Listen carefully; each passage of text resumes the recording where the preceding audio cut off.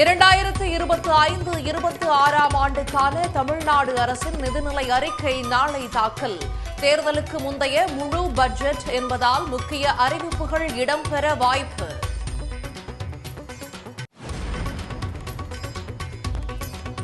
தமிழ்நாட்டின் பரவலான வளர்ச்சியை உறுதி செய்திடும் வகையிலும் பட்ஜெட் அமையும்.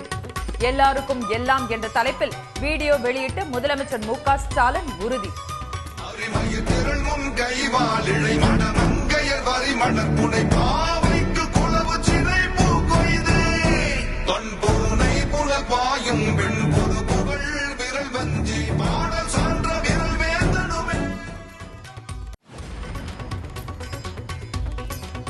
எச்சில் இலையில் அங்க பிரதட்சணம் செய்யலாம் என்ற தனி நீதிபதியின் உத்தரவு செல்லாது.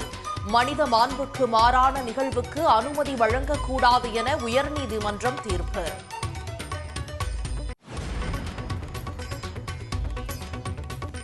தென் மாநிலங்களின் தொகுதிகளின் எண்ணிக்கையை குறைக்க சதி என ரேவந்த் ரெட்டி குற்றச்சாட்டு. மறுவரையறைக்கு எதிராக மு க ஸ்டாலின் நடத்தும் கூட்டத்தில் பங்கேற்க உள்ளதாகவும் உறுதி. ఈ సమావేశానికి పార్టీ అనుమతి తీసుకున్న తర్వాత హాజరయ్యి ఈ సమావేశంలో దక్షిణాది రాష్ట్రాలకు జరుగుతున్న నష్టం మీద చర్చించి నిర్ణయాలు తీసుకోవడం జరుగుతుంది.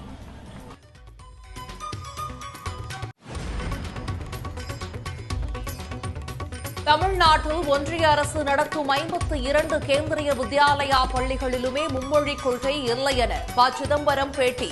தமிழ்நாடு அரசை பார்த்து மும்மொழி திட்டத்தை நிறைவேற்றவில்லை என எந்த முகத்தோடு கூறுகிறார்கள் என கேள்வி.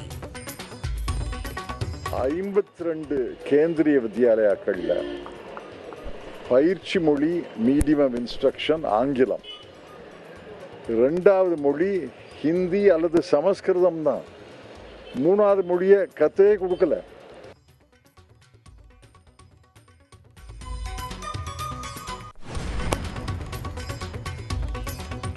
அநாகரீகமாக நடந்து கொண்டது தர்மேந்திர பிரதான் தான் என விசிக தலைவர் திருமாவளவன் குற்றச்சாட்டு.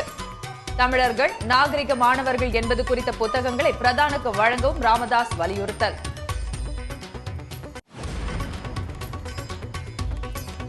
ஹோலி ஊர்வலத்திற்காக உத்தரப்பிரதேசத்தில் மசூதிகள் தார்பாயால் மூடி மறைப்பு. வெள்ளிக்கிழமை தொழுகை நேரத்தையும் மாற்றும் மாநில அரசின் நடவடிக்கையால் அதிர்ச்சி.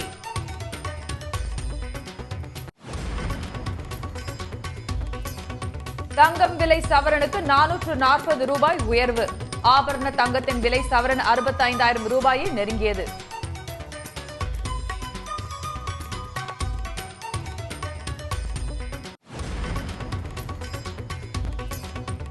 உதகை கொடைக்கானலுக்கு செல்லும் சுற்றுலா வாகனங்களுக்கு உயர்நீதிமன்றம் கட்டுப்பாடு. வார இறுதி நாட்களில் 6000 வாகனங்கள் மட்டும் இயக்க வேண்டும் என உத்தரவு.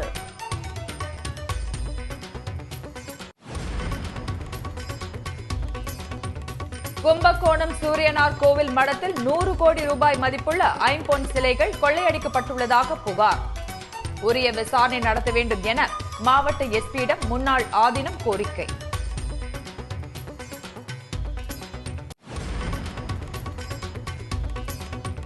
திருச்சி அருகே திருவெரும்பூரில் தந்தை உயிரிழந்த நிலையிலும் 11ஆம் வகுப்பு தேர்வுக்கு சென்ற மகள் தந்தையின் சொல்லை நிறைவேற்றும் வகையில் தேர்வெழுதியதாக கண்ணீர்.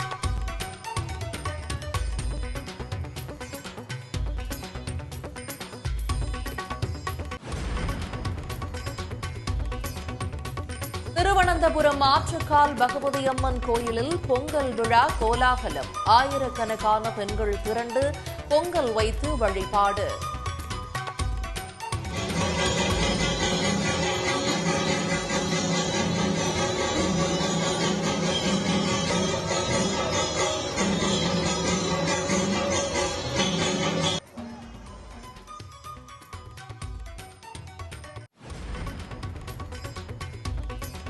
விண்கலத்தில் இருந்து செயற்கைக்கோள்களை பிரிக்கும் ஸ்பேடெக்ஸ் அன்டாக்கிங் சோதனை வெற்றி. ககன்கயான், சந்திரயான் 4 திட்டங்களுக்கு வித்திட்டுள்ள இஸ்ரோவின் சாதனைக்கு குவியும் பாராட்டு.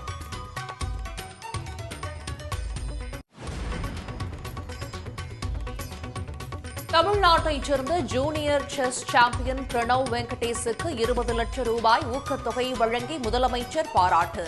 இந்திய செஸ் வானில் புதிய நட்சத்திரமாக ஒளிரும் பிரணவ் வெங்கடேஷுக்கு அரசு உடன் நிற்கும் எனவும் வாழ்த்து.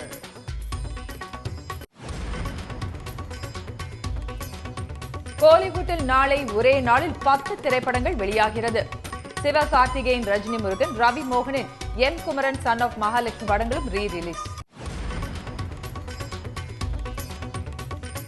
இந்தியாவில் புதிய ஹைபிரிட் பைக்கை அறிமுகம் செய்தது யமஹா நிறுவனம். 150 சிசி திறன் கொண்ட FZS பைக்கின் விலை 1,45,000 ரூபாயாக நிர்ணயம். உடனுக்குடன் செய்திகளை தெரிந்து கொள்ள சன் நியூஸ் பெல் ஐகானை கிளிக் பண்ணுங்க.